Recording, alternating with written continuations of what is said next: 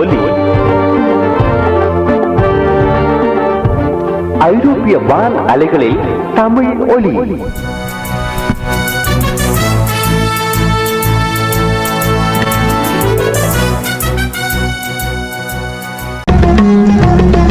அரசியல் சமூக மேடை. இன்று அரசியல் சமூக மேடையிலே சமகால பார்வை. இலங்கை தமிழரசு கட்சியின் புதிய பொதுச் செயலாளராக ஜனாதிபதி சட்டத்தரணி M.A. சுமந்திரன் அவர்கள் நியமிக்கப்பட்டிருப்பதாக வந்திருக்கின்ற செய்தி. இலங்கை தமிழரசு கட்சியின் மத்திய குழு கூட்டம் மட்டக்களப்பு களுவாஞ்சிக்குடியில் உள்ள சிமு ராசமாணிக்கம் இல்லத்தில் நடைபெற்றது. இந்த கூட்டத்தில் கட்சியின் பாராளுமன்ற உறுப்பினர்கள் மற்றும் மத்திய குழு உறுப்பினர்கள் கலந்து கொண்டிருந்தனர். கூட்டம் நிறைவில் முன்னாள் பாராளுமன்ற உறுப்பினர் ஜனாதிபதி சட்டத்தரணி M.A. சுமந்திரன் ஊடகங்களுக்கு கருத்து தெரிவித்தார். நீண்ட காலமாக எங்களுடைய கட்சியினுடைய பொதுச் செயலாளராக கடமை புரிந்த வைத்தியர் சத்தியலிங்கம் தான் அந்த பதவியில இருந்து ராஜினாமா செய்வதாக அறிவித்திருக்கிறார். தனிப்பட்ட காரணங்களுக்காக அவர் அதனை செய்வதாக அறிவித்திருக்கிறார். அந்த காரணங்களையும் எங்களுக்கு சொல்லியிருந்தார். அவர் ராஜினாமா செய்கிற காரணத்தினாலே யாப்பிலே சொல்லப்பட்டபடி தற்போது இருக்கிற துணை பொதுச் செயலாளராகிய நான் அந்த பதவிக்கு நியமிக்கப்பட்டிருக்கிறேன். இந்த நியமனம் சம்பந்தமாக இது ஏகமனதான தீர்மானம் அல்லவென்று சொல்ல வேண்டும் என்றும் 3 பேர் சொல்லியிருக்கிறார்கள். ஆகையினாலே அவர்கள் தங்களுடைய எதிர்ப்பை பதிவு செய்வதாக சொல்லியிருக்கிறார்கள். ஆனால் இது நானே சொன்னாலும் இது யாப்பின் அடிப்படையிலே துணை பொதுச் செயலாளர் செய்ய வேண்டிய பணி. ஆகையினாலே அதனை நான் ஏற்றிருக்கிறேன். பொதுச் செயலாளருடைய ராஜினாமாவை அடுத்து பொதுச் செயலாளராக நான் கடமையாற்றுவேன். அந்த 3 எதிர்ப்பு என்பது ஸ்ரீதரன் குழுவினரது எதிர்ப்பாகும்.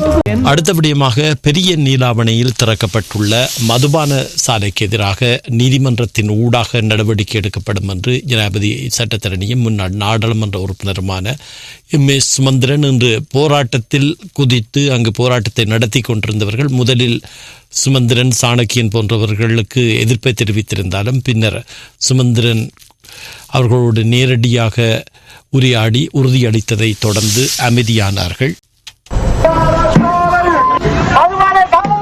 அம்பாறை பெரிய நீலாவணியில் அமைக்கப்பட்டுள்ள மதுபான சாலைகளுக்கு எதிர்ப்பு தெரிவித்து பொது அமைப்புகளும் பொதுமக்களும் இணைந்து இன்று ஆர்ப்பாட்டத்தில் ஈடுபட்டனர். இந்த பகுதியில் இதற்கு முன்னர் மதுபான சாலையுடன் கூடிய உணவகம் ஒன்று அமைக்கப்பட்டிருந்த நிலையில் தற்போது புதிதாக மதுபான சாலை ஒன்றும் திறக்கப்பட்டுள்ளது. எனவே பாடசாலை, கோவில், குடியிருப்புகளை அண்மித்து புதிய மதுபான சாலை திறக்கப்பட்டுள்ளமையினால் இதனை அகற்ற வேண்டும் என வலியுறுத்தி மக்கள் எதிர்ப்பில் ஈடுபட்டனர். இதேவேளை ஆர்ப்பாட்டம் முன்னெடுக்கப்பட்ட பகுதிக்கு இலங்கை தமிழரசு கட்சியின் பாராளுமன்ற உறுப்பினர்களான இரா சாணக்கியன், கோடீஸ்வரன், முன்னாள் பாராளுமன்ற உறுப்பினர் M.A. சுமந்திரன் ஆகியோர் சென்றபோது இவ்வாறான நிலை ஏற்பட்டது.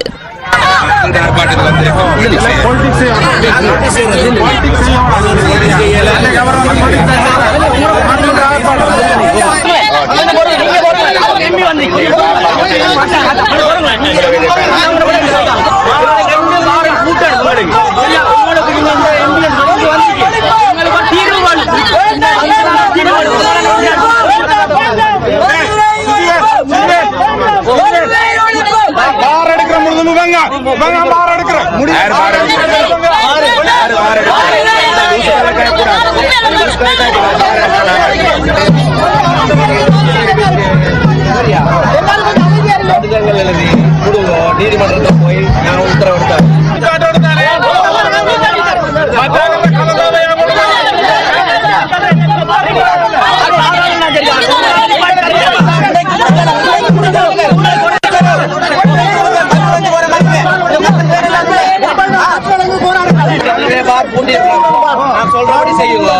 சரியா? அது நீதிமன்றத்தில் நான் உத்தரவிட்டேன்.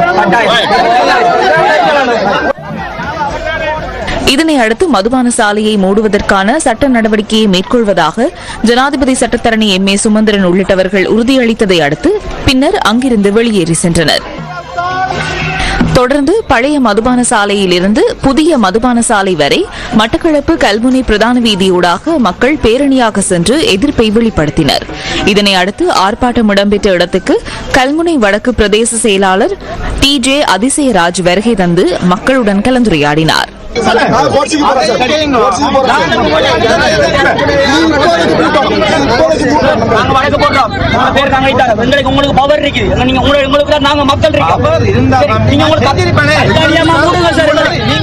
அனைத்து கோரிக்கைகள் உங்களோட விண்ணப்பங்கள் மகஜர்கள் அனைத்தும் உரிய காலத்திலே உரிய அதிகாரிகளுக்கு அனுப்பப்பட்டிருக்குது.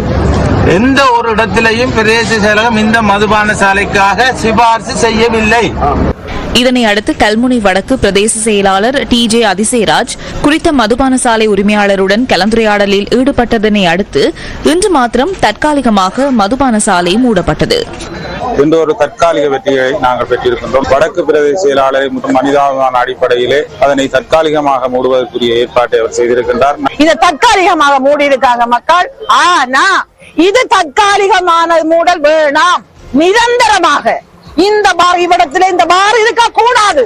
பிரதான ஒரு மதுபான சாலையின் ஊடாக மக்கள் மிகவும் சீரழிந்து, மக்களது கல்வி சீரழிந்து, குடும்பங்கள் சீரழிந்து, அவர்களது வாழ்வை சீரழித்து தற்போது இந்த மதுபான சாலையை மீண்டும் ஒரு ஆரம்பித்திருப்பது மேலும் எங்களுக்கு மிகவும் மனவேதனை ஏற்படுத்துவதோடு தொடர்ந்து இன்று தமிழகத்திலே காரைக்காலில் காரைக்காலிலிருந்து மீன்பிடிக்க சென்ற மீனவர்கள் மீது இலங்கை கடற்படை துப்பாக்கிச்சூடு நடத்துவதை கண்டித்து காரைக்கால் மீனவர்கள் தற்போது தொடர் போராட்டங்களை நடத்தி வருகிறார்கள். இன்று 7வது நாளாகவும் தொடர் போராட்டத்தில் ஈடுபட்டார்கள். இதனத்தில் தமிழ்நாட்டு மீனவர்கள் மீதான இலங்கை கடற்படையினரின் தொடர் தாக்குதலை தடுத்து நிறுத்தாத ஒன்றிய பாரதிய ஜனதா கட்சி அரசை கண்டித்து தூத்துக்குடியில் திராவிட முன்னேற்ற கழக சார்பில் ஆர்ப்பாட்டம் நடைபெற்றது. இதில் பாராளுமன்ற உறுப்பினர் கனிமொழி கலந்து சிறப்பித்திருந்தார். இந்தியாவின் புதுச்சேரி மாநிலம் காரைக்கால் மீனவர்கள் 6வது நாளாக இன்று எதிர்ப்பு நடவடிக்கையில் ஈடுபட்டனர். இன்று மீனவர்கள் இருசக்கர வாகன கண்டன பேரணி ஒன்றையும் ஏற்பாடு செய்திருந்தனர். துப்பாக்கிச்சூடு காயத்துடன் யாழ் போதனா வைத்தியசாலையில் அனுமதிக்கப்பட்டுள்ள இந்திய மீனவர்கள் உள்ளிட்ட 13 மீனவர்களையும் விடுவிக்குமாறு வலியுறுத்தி இந்த பேரணி முன்னெடுக்கப்பட்டது. இப்பொழுது வெளியுறவுத்துறை அமைச்சர் நமது இந்தியா வந்துவிட்டார். ஆகவே துரிதமாக இதை வெளியுறவுத்துறை அமைச்சர் எடுத்து எங்களுக்கு அந்த செண்டபிச்சவனை உடனடியாக ஒப்படைக்க வேண்டும். இதற்கு பிறகும் அரசு தலை சாய்க்கவில்லை என்றால் நாளை ரயில் மறியல் போராட்டம் காலையில் நடைபெறும் என்று இந்த எங்கள் மீனவர் சங்கங்கள், மீனவ கிராமங்கள் சார்பாகவும் பஞ்சாயத்தர்கள் மற்றும் பொதுமக்கள் சார்பாகவும் நாங்கள் தெரிவித்துக் கொள்கிறோம். இதனிடையே திராவிட முன்னேற்ற கழக மாநில துணை பொதுச் செயலாளரும் தூத்துக்குடி பாராளுமன்ற உறுப்பினருமான மூக்க கனிமொழி தலைமையில் ராமேஸ்வரம் பஸ் நிலையத்துக்கு முன்பாகவும் கண்டன பேரணி நடத்தப்பட்டது. இலங்கை கடற்படையினரால் இந்திய மீனவர்கள் கைது செய்யப்படுவதை மத்திய அரசு கண்டும் காணாமல் இருப்பதாகவும் இதற்கு உடனடியாக மத்திய அரசு நடவடிக்கை எடுக்க வேண்டும் எனவும் பேரணியில் கலந்து கொண்டவர்கள் வலியுறுத்தினர். ஆனா எங்க மீனவன் தினசரி சிறைப்பிடிக்கப்படுறது, துன்புறுத்தப்படுறது இலங்கை அரசாங்கத்தால் நடந்துகிட்டே இருக்கு. இதுக்கு முந்தைய அரசாங்கம் வெளியே போகும்போது ஒரு மீனவனோ ஒரு படகோ இலங்கையில கிடையாது. அன்னைக்கு பிடிக்கிற மீனவனை படக ஒரு கண்டனத்தை வச்சு இது பண்ணி அனுப்பிச்சு விட்டுருவாங்க. அந்த மாதிரியான நடவடிக்கைகள் கேள்வி காப்பாடு ஒரு கண்டனம் தெரிவிப்பாங்க. இன்னைக்கு செவிடங்காதுல ஊதின சங்கு மாதிரி அவங்க வாட்டுக்கு அப்படி அசையா கல்லு மாதிரி இருக்காங்க. மாபெரும் ஒரு கண்டன ஆர்ப்பாட்டம் மத்திய அரசை எதிர்த்து நடந்த கூட்டம்.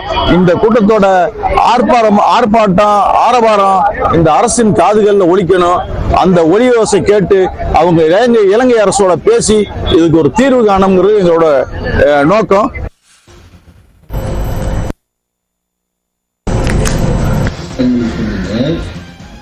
தமிழகம் மற்றும் புதுச்சேரியில் இன்று முன்னெடுக்கப்பட்ட கண்டன பேரணிகள் தொடர்பில் கடற்றொழில் அமைச்சர் ராமலிங்கம் சந்திரசேகர் புங்குடுதீவில் இன்று நடைபெற்ற கலந்துரையாடலில் கருத்து தெரிவித்தார். கடலுக்கு இன்னைக்கு உங்களுக்கு பெரிய சவால் இருக்கிறது யாரு? இந்திய ரோலர் காரனுங்கள்லாம் இன்னைக்கு என்ன செய்யறது, காரைக்கால்ல வைத்து பெரிய ஆர்ப்பாட்டம் செய்யறாங்க. அப்ப இன்றைக்கு அந்த போராட்டத்திற்கு கனிமொழி அவர்களும் கலந்து கொள்றாங்க. நாங்க மிக வினயமாக கேட்டுக்கொள்றது கனிமொழி சகோதரியிடம் அல்லது அமைச்சரிடம், இன்றைக்கு உங்களுடைய படகுகள் எங்களுடைய எல்லையை மீற வேண்டாம் என்று சொல்லுங்கள்.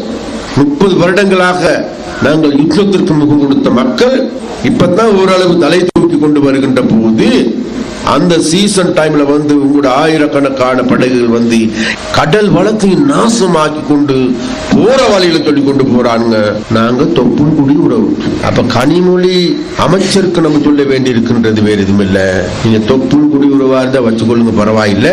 எங்களுடைய கடலில் வந்து எங்களுடைய மீன்களை பிடிக்க மாட்டாங்க. இன்றைக்கு கைது செய்யப்பட்டிருக்கின்ற வெறுமனே கைது செய்யப்பட இல்லை. உங்களுடைய கடலிலே மீறுகின்ற பொழுது நீங்கள் என்ன நடவடிக்கை எடுக்கிறீங்க? எங்களை விட கடுமையான நடவடிக்கை எடுக்கிறீங்க. அப்ப அதே நடவடிக்கை இங்க எடுக்க இருக்கு. அந்த கடற்படை கைது செய்தவர்களை நீதிமன்றத்தில் ஒப்படைக்கும். நீதிமன்றம் தீர்ப்பு வழங்கும். மீனவர்களுக்கும் எங்களுக்கும் எந்த விதமான தொடர்பும் கிடையாது. இந்த விடயங்கள் தொடர்பாக நாங்கள் பார்க்க இருக்கின்றோம். முதல்ல இங்கே அருள் அவர்கள் கலந்து சிறப்பிப்பதற்காக இணைந்திருக்கின்றார். அருள் அவர்களை வரவேற்று இணைத்துக் கொள்ளுங்கள். சொல்லுங்கள் அருள். நான் இந்த சுமந்திரன் நியமனத்தை பற்றி சொன்னா, நீங்கள் இந்த செய்தியில சொல்லி தான் இருக்கிற செய்தியில படிக்கிறது வந்து அது வரவேற்க ஒரு விஷயம்தான். இன்றைக்கு வந்து தமிழரசு கட்சி வந்து தமிழரசு கட்சியை பாதுகாக்க வேண்டுமானால் அது பழைய கொள்கைகளோடு அது வெளிநாட்டிலிருந்து சதி செய்பவருடைய கைகளுக்கு போகாமல் இருக்கிறது. நிச்சயமா வந்து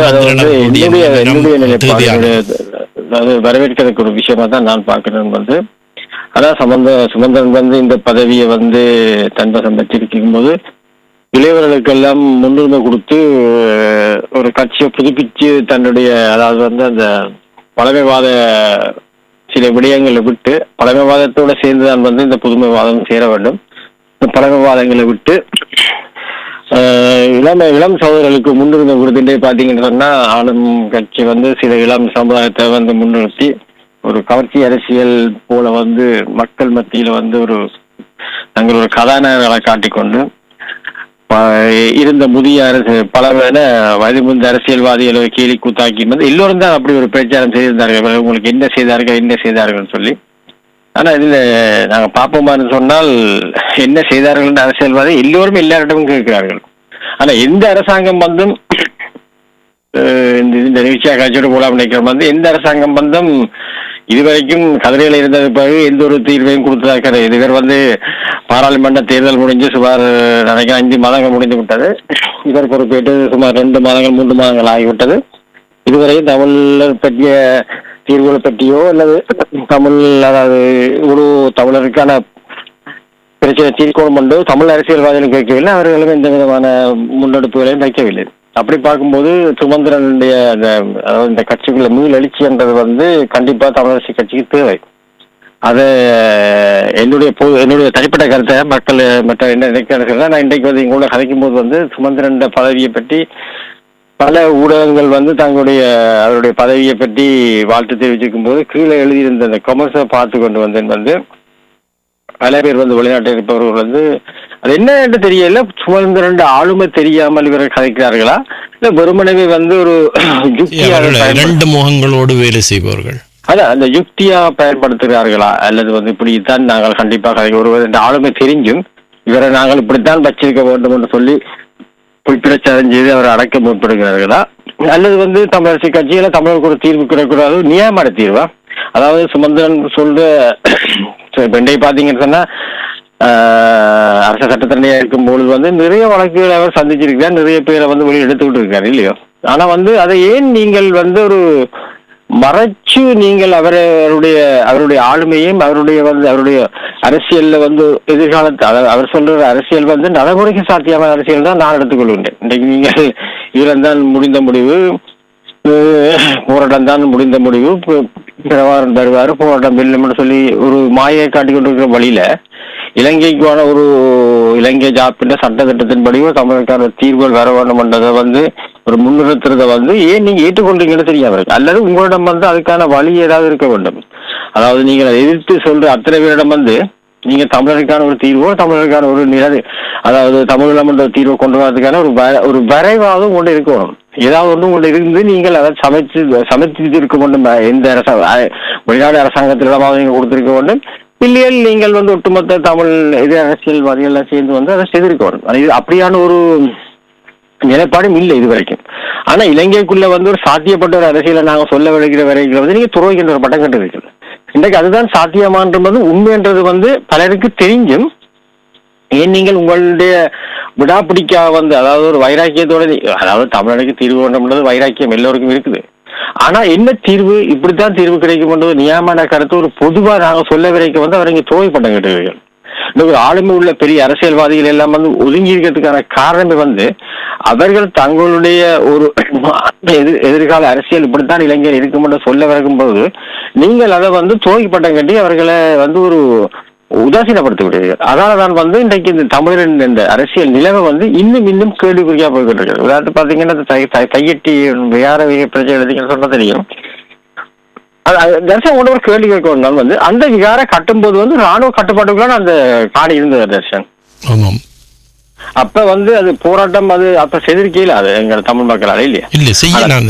ஏன் செய்யலாது? அதாவது வந்து முதல்ல அந்த அரசியல்வாதிகள் அந்த நேரத்திலேயே சொந்த காணி தமிழ் மக்களுடைய சொந்த காணி அதை விடுவிக்க வேண்டும் என்று போராட்டம் நடத்தி இருக்கலாம். அதுகள் நடந்தது உண்மை. ஆனா அந்த தொடர்ச்சியான போராட்டத்தை அங்கேயே அந்த காணி சொந்தக்காரர்களை வைத்து நடத்தி இருக்கலாம் தானே இவர்களும் சேர்ந்து சட்ட போராட்டம் நடத்தி இந்த என்ன இப்ப நடத்துற மாதிரி மக்கள் எழுச்சி போராட்டங்களை அந்த பகுதி முழுக்க நடத்தி இருக்கலாம் தானே? நடத்தி இருக்கலாம். ஆனா நான் அண்மையில வந்து ஒரு சில விசாரிக்கும் போது வந்து அவர்கள் சொன்ன கருத்து என்னன்னு சொன்னா வந்து அது ராணுவ கட்டுப்பாட்டுக்கு இருக்கும் போதே வந்து அந்த விகாரை வந்து கிட்டத்தட்ட 90% கட்டி முடிந்து விட்டது. இன்னைக்கு அண்மையில வந்து விடுவிக்கப்பட்ட பகுதிகளை வரும்போதுதான் வந்து பெரும்பாலும் சொந்த அதாவது வந்து ராணுவ கட்டுப்பாட்டுக்குள்ள இருந்தாலும் சாதாரண பொதுமக்களின் காணியில கட்டணுமா ஒரு தேவாலயம்? இல்ல நாங்கள் ஒரு வச்ச நாங்கள் வந்து போன அதுக்கு கட்டி முடிஞ்ச விகாரம் மட்டும் நீங்க என்ன செய்தீங்க கேள்வி இருந்தது. அதுல வந்து நாங்கள் வந்து விசாரிக்கப்படும் இதை வெளிக்கொண்டிருக்கலாமே எப்படி கட்டணமே அதாவது வந்து கட்டணம் நடக்க வேண்டது கூட தெரியாம நாங்க இருந்திருக்கிறதுக்கு சாத்தியம் சரியான குறைவு. ஆனா இந்த இல்லையே இப்ப உதாரணத்துக்கு நீங்கள் பாருங்க முல்லைத்தீவுல வந்து முன்னர் காணி விடுவிப்பு தொடர்பாக போராட்டம் நடத்திய போது ஜெர்மன் தூதுவரம் மற்றது வேற பிரான்ஸ் தூதுராலயத்தில இருந்து சிலர் அந்த மக்களை சந்தித்தார்கள். அதுல ஜெர்மன் தூதுவர் ஒரு வயது முதிர்ந்தவரிடம் கேட்கிறார் உங்களுடைய காணிக்கு என்ன நடந்தது. அப்ப அவர் சொன்னார் இப்படி தொடர்ச்சியாக அவர்கள் தாராரு. அப்ப அதுக்கு அவர் கேட்ட கேள்வி நீதிமன்றம் என்ன சொன்னதாண்டு. அப்ப அந்த வயது முதிர்ந்தவர் சொல்றாரு அது சுமந்திரன் ஒரு 2000 பேர்ட்ட வழக்கு வைச்சது அதுதான் முடிவு வந்து இன்னும் சரியா தனக்கு தெரியலையே என்ற. அப்ப அவர் திருப்பியும் அவர்கிட்ட கேட்கிறார் நீங்களாகவே உங்களோட காணியே ஏன் நீங்கள் நீதிமன்றத்தில் கேட்கலையே என்ற கேள்வியைத்தான் அந்த வெளிநாட்டு ஜெர்மனிய தூதுவர் அவரிடம் கேட்கிறார். இல்ல சரி. ஆனா அதான் நான் கேட்க வந்து பட் இன்னொன்று வந்து காணி வந்து இப்ப இன்றைக்கு அரசியல் தலைவராக இருக்கிறவர்களும் வந்து இன்றைக்கு சுமந்திரன் கூட அதுல வந்து ஒரு சென்ற கிழமை ஒரு நேரு கேள்வி கேட்டிருந்தார் வந்து சங்க விளையாட்டை வந்து அவரையும் பின்னுக்கு நிற்கிறார் சொல்லி எவ்வளவு பதவி இல்லாதபடியா நிராகரித்து விட்டார்கள். அந்த காணி சொந்தக்காரர்கள் வழக்கு போடுறதுக்கு ஓமண்டு வரவில்லை ஆகணும். அப்ப அதுக்குள்ளே அரசியல் தலையீடு இருக்கிறபடியால மற்றவர்கள் வந்து அதை செல்ல விட மாட்டார்கள். அதான் இந்த காணியை விடுவிக்கிறன்றது வந்து அது தமிழ் மக்கள் தமிழ் பிரதேசத்தில் உள்ள காணியை தவிர அரசியல்வாதிகள காணி அல்லது. அப்ப நாங்கள் என்ன செய்யறோம்னா ஒட்டுமொத்த அரசியல்வாதிகளும் வந்து மக்களுக்காகத்தான் நீங்கள் சேவை செய்கிறவர்கள் என்று சொன்னால் மக்கள் பிரதிநிதிகளாகத்தான் நீங்கள் சேவை செய்கிறீர்கள் என்று சொன்னால் மக்களுடைய வாக்குகளுக்காகத்தான் பல கட்சிகளும் பல சின்னங்களை நீங்க செய்யறீர்கள் என்று உங்களை தான் அங்கீகரிக்கிறாங்க சொன்னா எல்லா கட்சியும் ஒன்று சேர்ந்தான் வந்து அந்த போராட்டத்துக்கு போக வேண்டும். இதுல வந்து நீங்க பாத்தீங்கன்னு சொன்னா வந்து அதுக்குள்ளேயும் நாங்கள் அரசியல் செய்யறது என்று வந்து நடுவர் அரசுக்கு தெரியுது. அதாவது அவர்களுக்கு தெரியும் இவர்களுக்குள்ளேயே பிரிவு இருக்கிறபடியாலே தலையிட தேவையில்லை என்று. அதான் அப்ப நீங்க எப்படி இது வந்து நீங்கள் உங்களுக்குள்ளேயேதான் நீங்க கடைசியா கூட போராட்டத்தை நடத்துவீங்களே தவிர அரசாங்கத்துக்கு எதிராக நீங்க செய்ய போறது இல்லையன்றது வந்து எங்களுக்கே ஒரு அளவு புரியுது. நீங்க பாத்தீங்கன்னா ஒரு சொற்ப என்னுடைய காணொலிகள் நான் வந்து பதிவிறக்கம் செய்து வச்சிருக்கேன் வந்து நான் உங்களுக்கு போகணும்லாம் வச்சிருந்தேன். நீங்க பாத்தீங்கன்னா சொற்ப ஒரு ஆட்கள் நான் வந்து அதுல இறங்கி போராடி கொண்டிருக்கிறார்கள். இப்ப உடனே நாங்களே தான் அடிச்சு சொன்னாலும் நீங்க வெளிநாட்டு கதைக்கலாம் இங்க வந்து செய்யறீங்களான்னு ஒரு கேள்வி வருது. எங்களிடம் வந்து செய்யக்கூடிய விஷயங்களை மாத்திரம் தான் நாங்க செய்யலாம். எங்களால வந்து முடிஞ்ச அளவு வந்து உங்களுக்கான ஒரு ஆதரவையும் வந்து மற்றது வந்து அதுக்கு ஒரு நீண்ட கால இப்ப உதாரணத்துக்கு எடுங்கள் உங்களுடைய அப்பாண்ட காலத்தில இருந்து சிங்களவர்களை தமிழ் பிரதேசத்துல குடியேற்றுகிறார்கள் என்று சொல்லி இன்றைக்கு உங்களோட பேரப்பிள்ளை என்ற காலத்தின் பேரப்பிள்ளை என்ற விட்டுன்ற இந்த சூழலும் வந்து இன்றும் சொல்லி கொண்டிருக்கிறோம். அப்ப அதை தடுக்கிறதுக்கு எங்கள்கிட்ட என்ன வேலை திட்டம் இருக்கு? அறிக்கை விடுவார்கள் சிங்களவர்களை குடியேற்று அல்ல மேடையில தேர்தல் காலத்தில் பேசுவார்கள் சிங்களவர்களை குடியேற்றுகிறார்கள் எங்களுடைய நிலம் பறிபோய் கொண்டிருக்கண்டு சரியா எல்லாருக்குமே தெரிந்த விடயம் அந்த காலத்திலிருந்து குடியேற அதை தடுக்கிறதுக்கான வேலை திட்டம் என்ன அந்த வேலை திட்டத்தை சொல்லுங்கள் அதை தடுக்கிறதுக்கு தமிழர்கள் தரப்பில் அப்ப அந்த வேலை திட்டத்தை எல்லாருமே ஒன்றிணைந்து இல்ல அரசாங்க காணிகளுக்குள்ள அவர்களை குடியமர்த்தும் போது தர்ஷன் நாங்கள் அரசியல்வாதிகளா இருந்து நாங்கள் ஒன்றும் செய்ய முடியாது மக்களோட காணிக்குள்ள நாங்கள் அவர்கள் நிறுத்தும் போது மட்டும்தான் நாங்கள் அரசியல்வாதிகளும் சட்ட ரீதியாகவும் அதாவது ஒரு இன அழிப்பு ரீதியில எந்த ஒரு நாட்டிலும் கட்டாயமாக அரசியல் அதாவது ஐக்கிய இந்த ஸ்தாபனங்கள்ல சிறுபான்மை மக்கள் பாதுகாக்கப்பட வேண்டும் இது போன்ற கோரிக்கைகள் இரண்டாம் உலக யுத்தத்தை தொடர்ந்து மேற்கொள்ளப்பட்டிருக்கிறது பொதுநிலவாய நாடுகளுடைய இதிலும் கூட அது சொல்லப்படுகிறது அப்ப எங்களிடம் அதுக்கான வேலை திட்டம் என்ன நிச்சயமா நாங்கள் சுகமா என்ன செய்யறோம் என்று சொன்னா மேடையில பேசுறது மக்களை கூட்டி ஒரு நாள் 2 நாள் ஆர்ப்பாட்டம் நடத்தி போட்டு அவ்வளவுத்தோடயே போயிடுறோம் இல்ல அதான் உண்மையை பாத்தீங்கன்னா இந்த தையிட்டு அல்லது அறிக்கை வர்றது பிரச்சனை கூட இப்ப இருக்கிற அதாவது அரசியல் கட்சிகளா நீங்க எண்ணி பாத்தீங்கன்னு சொன்னா மக்களோட சனத்தொகையை விட அரசியல் கட்சிகளோட பிரசன்னம் கூடவா இருக்கு இப்ப அதாவது கட்சிகளோட அதான் எந்த ஒரு கட்சியும் ஒட்டுமொத்த அரசியல் தலைவரிடமும் ஏதோ ஒரு அரசியல் தலைவர் கூட ஒரு கூட்டறிக்கை விட்டோ கூட்டம் நாங்கள் ஒரு போராட்டத்தில் ஈடுபடுவோம் என்றோ மக்கள் அடை திரட்டோம் என்று பெரும்பான்மையினத்தினரிடம் அவர்களிடம் ஒரு வேலை திட்டம் இருக்கிறது தானே இப்ப இந்த காலத்துல இவ்வளவு பகுதியில குடியேற்றது இதண்டு அவர்களிடம் ஒரு நீண்ட கால வேலை திட்டத்திலே அவர்கள் வேலை செய்கிறார்கள் எங்களிடம் தடுக்கிறதுக்கு என்ன மாற்று நடவடிக்கை என்ன வேலை திட்டம் அது அரசாங்கங்கள் மாறி மாறி வரும்போது தமிழருக்கு எதிரான ஒரு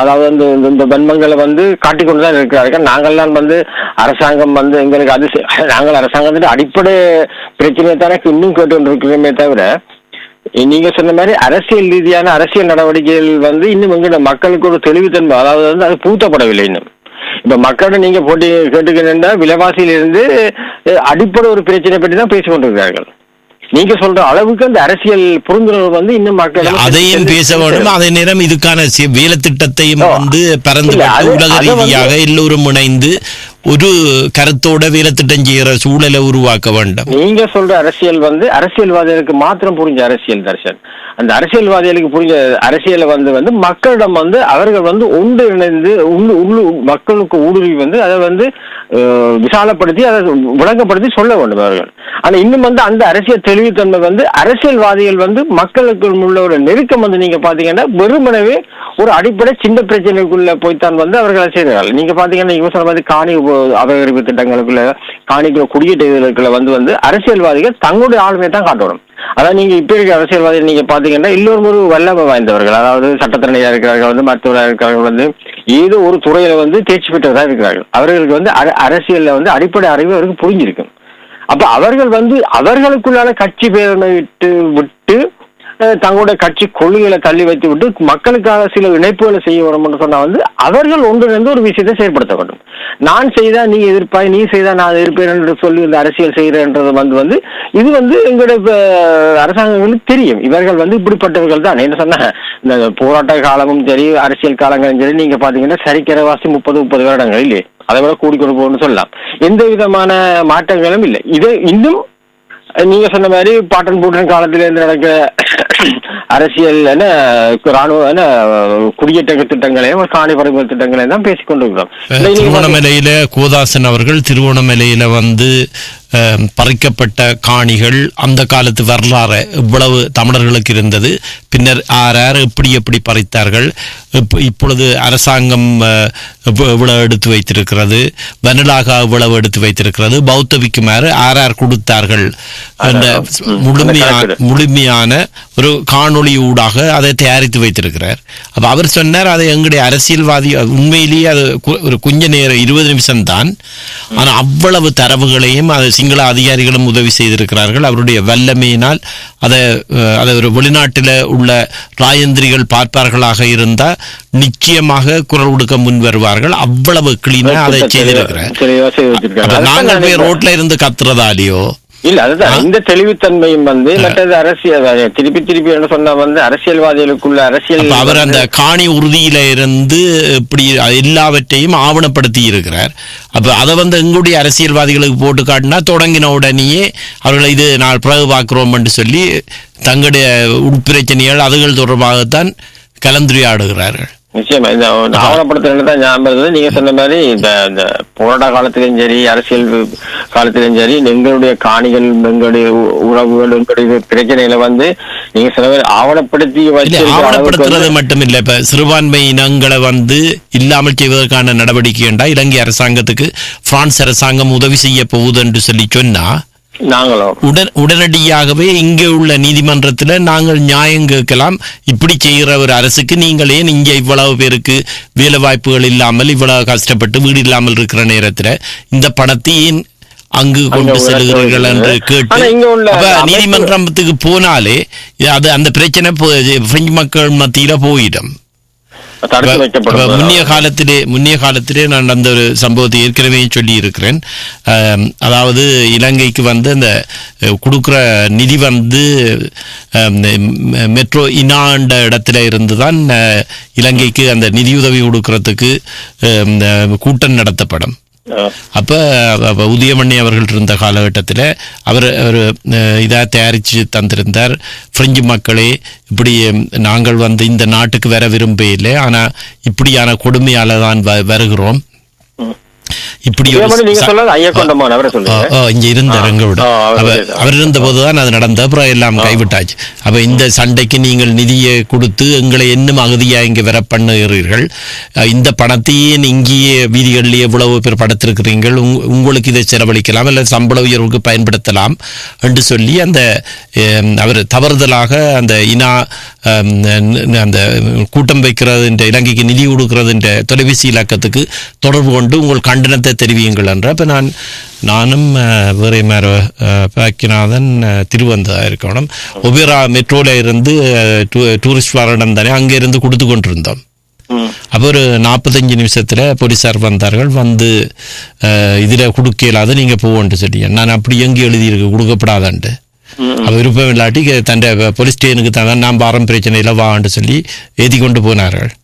அப்ப அந்த அந்த நிலையத்துக்கு பொறுப்பானவர் வந்து சொன்னார், இது வந்து இங்க வந்து கொடுக்கறதுக்கு உங்களுக்கு சட்டத்தை நான் சொன்னேன், இதுல சம்பளம் உயரை சொல்லி கேட்கிறோம், அந்த பணத்தை இங்க உள்ள ஆட்களுக்கு செலவழிக்க சொல்றதுல என்ன சட்ட பிரச்சனை இருக்கு, அப்படி என்ன நீதிமன்றத்துக்கு கொண்டு போகட்டு. அப்ப அவர் உடனே சொன்னார் வந்து அதாவது இவ்வளவு நேரமாக கொடுக்குறீங்கன்னா 45 நிமிஷம். சரி, தனக்கு சரியான டெலிபோன் வருகுது, தான் வந்து இவ்வளவு நேரம் நீங்க கொடுக்க விட்டுட்டேன், நீங்க போய் பஸ் ஸ்டாண்ட்லும் கொடுக்கலாம் அல்லது இன்னொரு இடத்திலும் கொடுக்கலாம் தானே, ஏன் எந்த ஏரியாவுக்குள்ள கொடுத்து கொண்டு இருக்கிறீங்க. அப்ப நான் கொண்டு வந்து இறக்கி விட சொல்ல அவர் பஸ் ஸ்டாண்ட்ல கொண்டு வந்து இறக்கி விட்டுட்டு அப்ப அதுல என்ன பிரச்சனை நடந்தான்னு சொன்னா உதயமண்ண போற போது சொன்னார், அவர் அந்த பிள்ளைய தொலைபேசி இலக்கத்தை போட்டபடியால அந்த மெட்ரோ உள்ள இந்த நிதி கொடுக்கிற அமைப்பு வந்து அடிச்சு சொன்ன, இதுல நாங்கள் ஆப்பிரிக்காவுக்கு கொடுக்கறது, நீங்கள் என்னத்துக்கு எங்கட டெலிபோன் நம்பரை போட்டு எல்லாரும் எங்களை எடுத்து பேசுகிறார்கள்டா, அது எவ்வளவு தூரம் அவர்களுக்கு பாதிப்பை ஏற்படுத்து. அப்படியான வேலை திட்டம் வந்து யாராவது செய்கிறார்களா? இல்ல இங்க அந்த கட்டமைப்புகள் இங்க இருக்கிற கட்டமைப்புகளும் சரி எல்லோரும் வந்து நீங்க அடிக்கடி நாங்க இந்த மாநில சொல்ற மாதிரி தான் அந்த அறிவுபூர்வமா சிந்திச்சு ஒரு நிலைப்பாடு இருக்கிறது. நான் உதாரணத்துக்கு கொண்டு வைக்கிறேன், இந்த டைட்டு பிரச்சனைக்கு வந்து இன்னைக்கு வியாபாரம் கட்டப்படுது, மக்கள் வாங்கி வீதியில போராடுகிறான்னு சொன்னா வந்து இந்த ஐரோப்பிய நாடுகள்ல வந்து இதுவரைக்கும் இன்னொரு போராட்டத்தை எடுத்திருந்தார்கள். நீங்க யோசிப்பாங்க, இதுவரைக்கும் இன்னொரு அதாவது வந்து ஏதாவது ஒரு விதத்துல வந்து எதிர்ப்பு தெரிவிச்சோ அல்ல வந்து நீங்க களியாட்டங்கள் எல்லாம் செய்றீங்க உங்களுக்கான எழுதுறதிலும் இருக்கு. அவர் போட்ட முதல் தலைப்பினக்கு இப்போ ஞாபகம், சண்டைக்கு பணம் கொடுப்பதை பிரெஞ்சு மக்களே அனுமதிப்பீர்களா, உயிர் பலியை நீங்கள் பார்க்க விரும்புகிறீர்களா, எங்களையே அகதியா இங்கே வர பண்ணுகிறீர்கள், இந்த பணத்தை உங்கள் நாட்டு அரசாங்கம் வந்து இங்கே உள்ளவர்களுக்கு ஏன் செலவழிக்க முடியாதுன்றா. அப்ப அந்த கேள்வியை பார்த்தவர்களே அந்த தொலைபேசி இலக்கத்துக்கு உடனடியாக தொடர்பு கொள்றார்கள். சர்வசாதாரணமா ஒரு மனுஷர் கதைக்கிற பேச்சு வழக்கில் கதைக்கிற தமிழ் ஒரு வாதம் தான். நீங்க அதுல மகாபாரதம் எழுதக்கூடாது, சுருக்கமா ஒரு 5 வசனங்கள் 6 வசனங்களுக்குள்ள சிந்திக்கிற மாதிரி எழுதி போட்டு கொடுத்தா கட்டாயமாக நிச்சயமா அதுல நிறைய நீங்கள் அந்த வசனத்துக்குள்ளே நிறைய விஷயங்கள் அடங்கி. மற்றது அவர் இருக்கிற போது மேடம் இரான் என்று சொல்லி அவரும் ஞாபகப்படுத்தப்பட வேண்டியவர். அப்போ ஒவ்வொரு மாதமும் இலங்கையில் என்ன நடக்கிறதுன்றதை ஒரு விட்டன் மாதிரி தயாரித்து அதுக்கான ஆதாரங்கள் வீரேஸ்வரியோ அதில் வாரதுன்ற மொழிபெயர்ப்போட தயாரித்து எல்லா இலங்கை பிரச்சனையை அல்லது இந்த உலக பிரச்சனையை பார்க்கிற வெளிநாட்டு அமைச்சு, உள்நாட்டு அமைச்சு, இங்கே இருக்கிற ஈக்குவல் மிலிட்டரியில் இருக்கிற இராணுவ தலைமையகம், விமானப்படை தலைமையகம் அங்கே கொண்டு போய் நாங்கள் ஒவ்வொரு மாதமும் என்ன இலங்கையில் நடக்கிறதுன்றதை கொடுக்கறது வளமையாக செய்து நாங்கள். அப்போ முல்லைத்தீவு இராணுவ முகாம் அடித்த உடனே அப்போ எங்களுக்கு ஒரு அழைப்பிதழ் வந்திருந்தது. இப்படி இலங்கை தொடர்பாக முல்லைத்தீவு இராணுவ முகாம் அடிக்கப்பட்டது தொடர்பான ஆய்வு இராணுவ முகாமில் நடக்க இருக்கிறது அந்த அட்ரஸ் போட்டிசன் குழுடைய ஒரு அட்ரஸ் போட்டு வந்திருந்தது.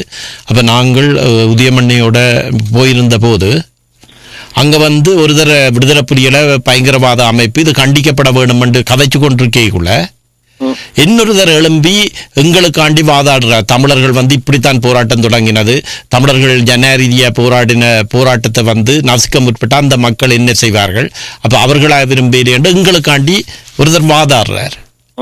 அப்ப ஒரு 2 மணி நேரத்துக்கு பிறகு ஒரு இடைவேளை விட்டதுக்கு பிறகு கேன்டீன்ல நாங்கள் டீ குடிக்கக்குள்ளே அந்த எங்களுக்காண்டி வாதாடியவர்கிட்ட போய் உதயமண்ண நாங்கள் கேட்டோம் இப்படி இந்த பிரச்சனையை பற்றி தெரியுமெண்டு. அதே மாதிரி அந்த முல்லைத்தீவு ராணுவம் இதே மாதிரி ஒரு படத்தை வைத்து எப்படி இவர்கள் போனார்கள், எப்படி அடித்தார்கள், இதெண்ட மாதிரி அதுக்குள்ளே ஒரு விவாதம் நடக்குது.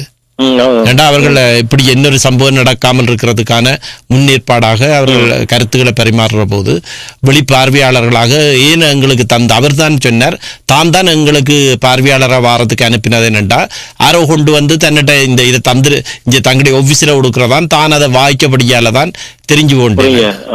அப்ப இவ்வளவு தூரத்துக்கு சில பேர் நினைப்பார்கள் அதை வாசிக்க மாட்டார்கள், அறிவார்கள். ஆனா ஒருத்தர் அதை படிச்சு அது எங்களுக்காண்டி வாதாடுறார்.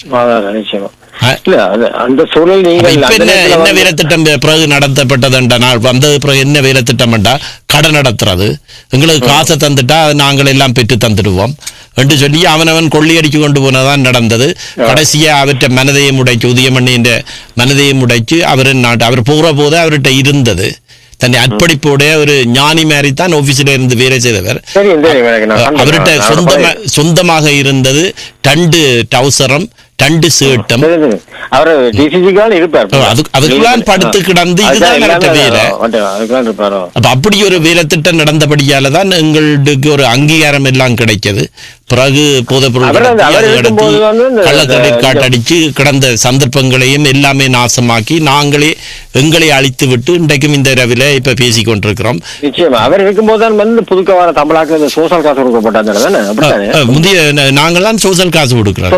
மற்றது ஒவ்வொரு மாதமும் என்ன மேடம் அந்தனிதா என்று சொல்லி மெட்ரோ கிட்ட அவாண்டி அலுவலகம் இருந்தது.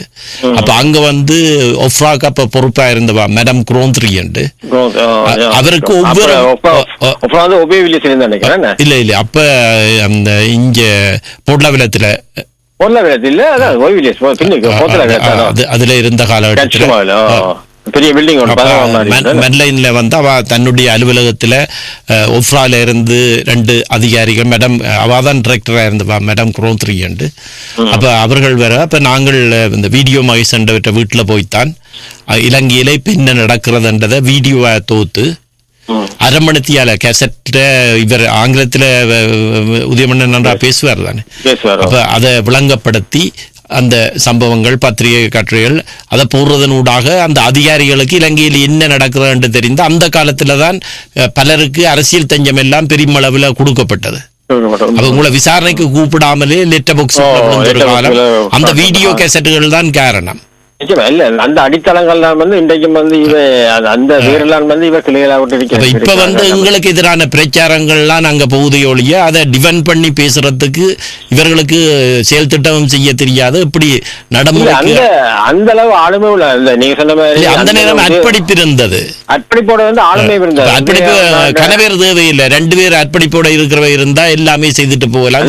ஆளுமைகள் இப்ப இல்ல அவரோட அந்த ஆளுமையோட இருக்கிறவங்க நீங்க பாத்தீங்கன்னா நீங்கள் இல்ல, என்ன மாதிரி மாற்றப்பட்டதுண்டா எங்கட மக்களை கறவ மாடா மாத்தினா காணும், வேறு ஒன்றும் தேவையில்லையென்றால் அங்க அர்ப்பணிப்போட அந்த போராளிகள் தாக்குதல் நடத்தி கைகால் இழந்த அந்த காட்டி எங்கட மக்கள்கிட்ட கறவ மாடா மாத்திர வேலை திட்டம் தான் நடந்ததே ஒழிய நடந்து கொண்டிருக்கிறதே தவிர இந்த வேலை திட்டங்கள் இப்பொழுது செய்வதில்லை. இல்ல இப்ப வேலை திட்டம் பண்றது போயிட்டு என்ன இருக்கு, அதான் இப்ப கேட்டேன். தையத்தி பிரச்சனை நடந்து வந்து இங்க புலம்பெயர்ந்த நாடுகள்ல எந்த ஒரு முன்னேற்பாடு நடவடிக்கைகள் இருந்தது, எந்த ஒரு ஆர்ப்பாட்டங்கள் நீங்கள் அதாவது இலங்கை அரசாங்கத்துக்கான ஒரு எதிர்ப்பு இங்க காட்டப்பட்டதா, அட்ரஸ் இந்த தூதரகங்களுக்கு முன்னாலேயாவது போட்டு ஏதாவது ஒரு ஆர்ப்பாட்டங்கள் மனுக்கள் கொடுக்கப்பட்டதா, ஒன்றுமே செய்யப்படவில்லை இதுவரைக்கும். எனக்கு தெரிஞ்சு இதுவரைக்கும் எந்த ஒரு இதுவும் செய்யவில்லை. அப்படி ஆர்ப்பாட்டம் செய்யறதா இருந்தா பொதுமக்களுடைய பாதிப்பு அங்க புலிக்கொடியோட போன உடனே அது முத்திரவுத்தி விடுவார்கள். அடுத்த கட்டத்துக்கு போயிடாது. இல்லையா நீங்க என்ன செய்யுங்கன்னு சொன்னா, இங்க என்ன சட்டவிரோதமாக்கப்பட்டிருக்கோ தமிழருக்கு நீங்க செய்யக்கூடாதுன்னா அதைத்தான் நீங்க முன்னிறுத்தி உடனே செய்வீங்க. காரணம் சொன்னா அது நீங்கள் கொடுக்க போற இந்த மெனு உங்களால அங்க ஏற்றுக்கொள்ளப்பட மாட்டாது. நீங்கள் முன்னிறுத்துவது இப்ப அடிக்கடி சொல்வது ஒரே இப்ப நான் உரையாடி கொண்டிருக்கிற போது ஒருவர் எனக்கு ஒரு வீடியோ போட்டிருக்கிறார். இங்க புலிகள் மிக முக்கியமான பிரமுகராக இருக்கிறவர், தன்னை ஒரு பிரமுகராக காட்டுறவர் இப்ப அங்க இலங்கையில போய் ஒரு வியாபார ஸ்தலத்தை உருவாக்கி இன்றைய திறப்பு விழா நடத்துறார். படம் போட்டிருக்கிறேன். இங்க பிரான்ஸ்ல இருந்து தான் போயிருக்கிறார், 2 போட்டிருக்கிறேன். சரி, அவரை நீங்க பாத்தீங்கன்னு சொல்லி சொன்னா அவரு எங்களோட விடுதலை போராட்டத்தின முக்கிய தூண். இப்ப அதை படம் போட்டிருக்கிறவர் இன்றைக்கு திறந்திருக்கிறார். சரியா, அப்ப அவர்களுக்கு எந்த விதமான பிரச்சனை இப்ப நீங்கள் போறதுண்டா இதுல காய்ச்சப்படியெல்லாம் கொஞ்சம் ஜோதிச்சுதான் போக வேண்டியிருக்கும். உண்மைதான். இப்ப அது அவர்களுக்கு அவர்கள் விலை போடுறதை விட இப்ப தங்களுக்கு தங்களுடைய எதிர்காலம் தங்களை சார்ந்தவர்களுடைய எதிர்காலம் எப்படி இருக்கோம்ன்றதை முன்னிலைப்படுத்தி அரசியல் செய்து கொண்டு அவர்கள் போய்கொண்டிருக்கிறார்கள் தவிர இந்த இனத்துக்கான செயற்பாடு நீங்க சொன்ன மாதிரி உதயண்ணா இருக்கும்போது உதயத்தரனா அப்ப சொல்றாரு இல்லையா, அவர் இருக்கும்போது இருந்த இந்த ஆளுமையில எல்லாம் இப்ப கிடையாது, இப்ப இல்ல. அது இப்ப இந்த அளவுக்கு அறிவுபூர்வமா செய்யப்படுறாங்க. நீங்க அவர்கள் எல்லாம் பின்னடைக்கு ஒதுக்கி விடுகிறார்கள். ஒதுக்கிறது காரணம் மனதை உடைச்சுதான் அவர் எழுதி கொடுத்து போட்டு நாட்டுக்கே போனது. உண்மை. அப்ப உண்மை நிலவரங்களை நாங்க சொல்ல வரும்போது இதுதான் அரசியல். நீங்க சொன்ன மாதிரி புலிக்கொடிகளோ அல்லது அது சம்பந்தமான விஷயங்களோ நீங்க செய்யக்கூடாதுன்னு சொன்னா நீங்க அதைத்தான் முன்னிறுத்துறீங்க. நீங்க அதை எல்லா விஷயத்திலும் எல்லா இடத்துலயும் நீங்க முன்னிறுத்துறோண்டே. விளையாட்டு போட்டி கொண்டா கொண்டாடுறீங்க, ஒரு வீரச்சாவண்டா கொண்டாடுறீங்க, ஒரு கரணவில் சென்றா கொண்டாடுறீங்க, எல்லாத்துக்கும் நிறைய ஒரு தேசிய கொடின்றது கொடியை பற்றி கிடைக்கிறது விவாதம் இல்லை. ஆனா அதை செய்யக்கூடாது இந்த நாட்டில் சட்டம் இருக்கும் என்று சொன்னா அதை நீங்க கடைப்பிடிங்க. என்று சொன்னா அந்த சட்டம் தமிழ் மக்களுக்கு எதிரானதாக நீங்க மாற்றிக்கொண்டு வருவீர்கள். அதை உங்களுக்கு எதிரானதை வச்சுக்கொண்டு நீங்கள் அதை தமிழ் மக்களுக்கு எதிராக நீங்க மாற்றிக்கொண்டு வரதால இணைப்பே பாதிக்கப்படுது. அந்த சட்டங்கள் போடப்பட்டது ஒரு அமைப்புக்காக மட்டும்தான். அதை நீங்க முதலில் புரிந்து கொள்ள இளம் தலைமுறையினரை வாங்க இதன்று சொல்லி அப்ப இளம் தலைமுறையினருக்கு இப்ப உதயமணி அவர்கள் போன்றவர்கள் இருந்திருந்தா எப்படி கதைக்கிறதுன்றதை எல்லாம் வடிவாக சொல்லி பயிற்சி கொடுத்திருப்பார்கள். நாங்கள் இவ்வளவு துணிஞ்சு கதைக்கிறோம்டா அவற்றை ஆளுமையும் ஒரு காரணம். அண்மையில இப்ப கிட்டத்தட்ட ஒரு 10 வருஷத்துக்கு முதல் ஒரு பெண் ஒரு கூட்டம் ஒன்றில் பேசுறார். தரப்படுத்தல் வந்ததால சரியா அங்க தமிழர்கள் கல்வி கேட்க முடியாமல் போய்விட்டது. அப்ப அங்க வந்தவர் என்ன தமிழர்கள் என்ன கல்வி கேட்க முடியாமல் விடும் தரப்படுத்தல் என்று சொல்லி சொன்னா அது ஒரு சாப்டர் படிக்கலாம் தானே அண்டு அப்ப இல்ல அங்க படிக்கலாமல் தடுத்தது.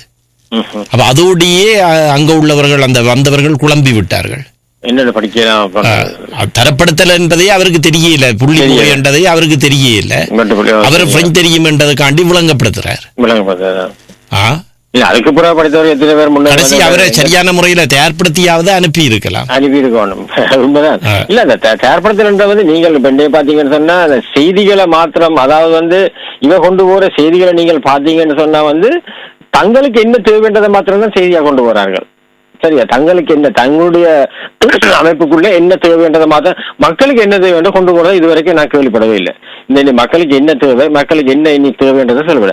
அதே மாதிரி தான் வந்து இந்த இலங்கையிலும் சரி நாட்டிலையும் சரி இந்த அரசியல்வாதிகள் இப்ப நான் இப்ப எடுத்துக்கொண்ட விஷயத்துல வந்து சொன்னா வந்து மக்களுக்கு வந்து நீங்கள் வந்து ஒரு அரசியல் புரிந்துணர்வு, அதாவது உங்களுக்குள்ள நெருக்கங்களை ஏற்படுத்த வேண்டும். வெறுமனை வந்து இப்ப சுதந்திர விஷயத்தை சொல்லிட்டு வந்திருக்காங்க வந்து நீங்கள் போங்கள் நாங்க ஒரு செய்த அரசியல் அது வந்து சட்ட ரீதியா செய்யப்பட போற விஷயம். ஆனா காலப்போக்கில் நடக்காம இருக்கணும்ன்றதுக்காக என்ன விஷயம் நாங்க செய்து கொடுக்கணும்ன்றது மக்களுக்கு ஒரு ஒரு ஒரு புரிந்துணர்வு ஒரு சொல்லிக் கொடுக்கணும், விழிப்புணர்ச்சியோட செய்து கொடுக்கணும். நாங்கள் எத்தனையோ வருடங்களாக வலியுறுத்தி வருகிறோம். வடக்கிலும் கிழக்கிலும் சட்டத்தரணிகள் உதவி புரியும் அமைப்பு என்பது இருக்க வேண்டும். அதில் சட்டத்தரணிகள் இருக்க வேண்டுமானால் இந்த வெளிநாட்டில் இவ்வளவு தேவையில்லாமல் செலவழிப்பவர்கள் அந்த பணத்தை அவர்களுக்கு ஒரு சம்பளமாகவோ அல்லது உதவித்தொகையாக கொடுக்கிற போது ஒரு பாதிக்கப்பட்டவர் உடனடியாக ஒரு சாதாரண மனிதனுக்கு எப்படி சட்ட நடவடிக்கை எடுக்கிறது என்பதே தெரியாது.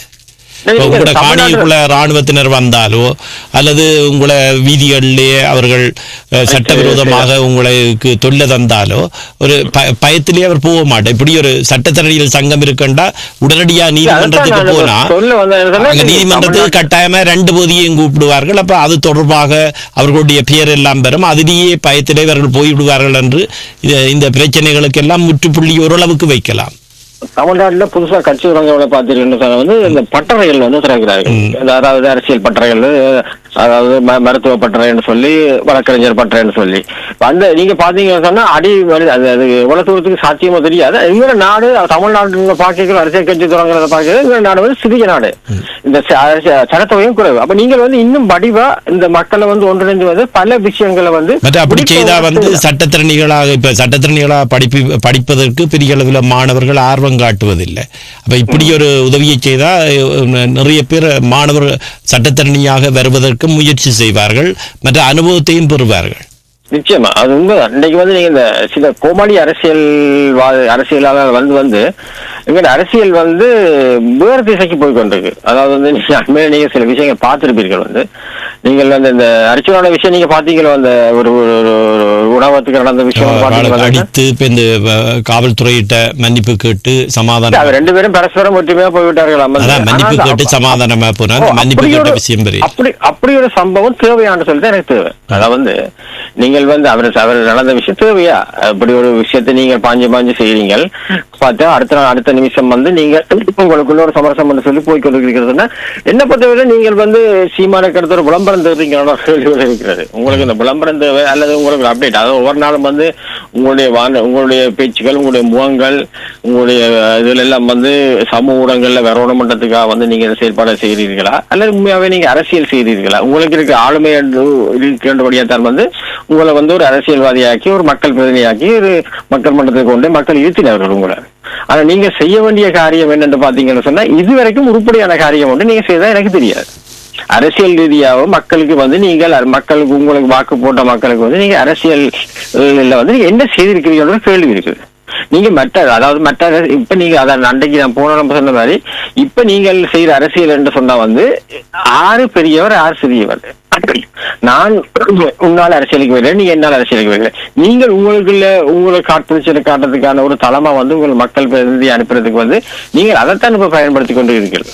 அதாவது மக்கள் மன்றத்திலையும் சரி, அதாவது தெருவழியும் சரி, உணவு உறுதியிலையும் சரி, நீங்கள் உங்களுடைய ஆளுமையை காட்டுறதுக்கான ஒரு இடமா மக்கள் உங்களை அனுப்பின மாதிரி தான் நீங்க பயன்படுத்திக்கிற தவிர மக்கள் பிரச்சனைக்காக உங்களை அனுப்பினவர்களே நாங்கள் மக்கள் பிரச்சனையை தீர்த்து வைக்கணுமே.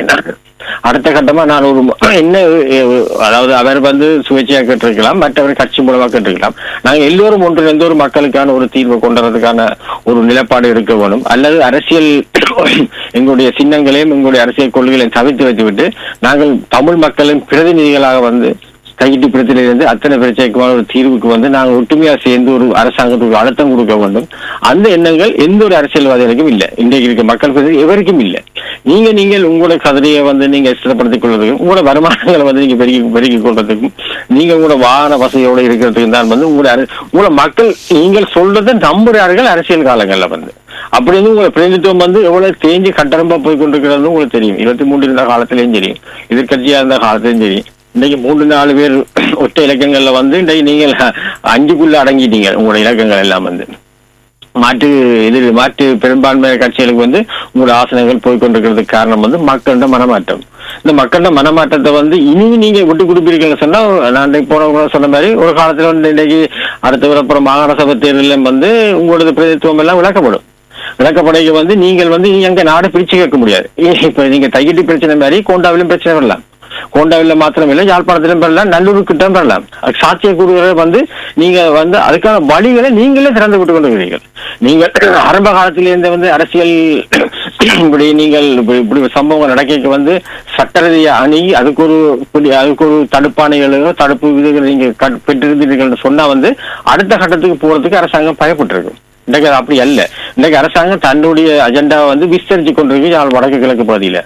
அந்த விஸ்தரிப்புக்கு வந்து நீங்களும் வந்து தொடக்கத்தில் இருக்கிற ஆர்வம் வந்து முடியும் பெற நீங்க எந்த ஒரு போராட்டத்தை நீங்க முடிச்சது இது வரைக்கும் கிடையாது.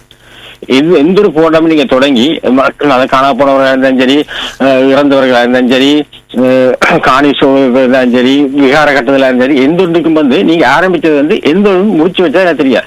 சில கைதிகளை வந்து அதாவது அரசியல் கைதிகளை வந்து இதுகளை வந்து சுமந்திரம் எடுத்து விட்டதுக்கான அரசியல் கைதிகள் வந்து மறுவாழ்வு இல்லத்துக்கு போய் அப்படியே போய்கொண்டிருந்தார்கள். இவர்கள் வந்து சுமந்திரனுக்கு பேர் கிடைத்து விடும் என்பதற்காக ஒரு வழக்குல வந்து அவர்களை சொல்ல பண்ணி இருந்தார்கள். நாங்கள் எடுத்து விடுவோம் உங்களுக்கு, நீங்க இப்படி போய் சொல்லுங்க, இது சுமந்திரன் எங்களை வற்புறுத்தி இப்படி சொல்றாரு.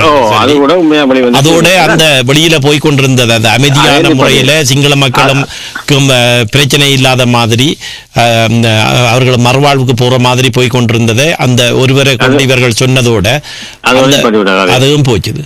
அதுவும் முடிஞ்சு. அப்ப அப்படி வந்து நீங்கள் வந்து அரசியல் கார்பணிச்சு காட்டுறதுக்கு வந்து நீங்கள் வந்து உங்களோட பிறகு அவர்கள் அந்த வெளியீடு எடுத்து விடுற பிறகு கடைசியா இவர்கள் லோயரை சட்டத்தரணியையும் வைக்கல ஒன்றும் வைக்கல. அதான் அப்ப நீங்கள் வந்து ஒரு சொல்வார்கள் தானம் முடக்க மாட்டான் தள்ளியும் முடக்க மாட்டான்னு சொல்லி அப்படி வந்து உங்களோட அரசியல் போய் கொண்டிருக்கிறது. நீங்க வந்து மக்களுக்காக நீங்க அரசியல் செய்யற மாதிரி இதுவரைக்கும் இந்த அரசியல்வாதிகளும் செய்ததா எனக்கு தெரியவில்லை. நீங்கள் உங்கள் மக்கள் பிரதிநிதிகளா மக்கள் அனுப்பினதுக்கு வந்து நீங்கள் மக்களுக்கு என்ன திருப்பி செய்தீர்கள் என்று 5 வருஷத்துக்கு பிறகு மக்களும் கேட்டதா இது வரைக்கும் தெரியவில்லை. அதனால உங்களோட மக்கள் பிரதிநிதித்துவம் வந்து இன்றைக்கும் குறைஞ்சு வருகிறது. காலப்போக்கில் வந்து நான் அன்றைக்கு தங்கவேலையாக்கி சொன்ன மாதிரி தான் வந்து இனி கொண்டுதான் இருக்கிறேன். நிச்சயமா இனிவரும் தேர்தல் காலங்கள்ல வந்து இது வந்து இன்னும் சற்றே குறைஞ்சு போகிறதுக்கான சாத்தியம் இருக்கு.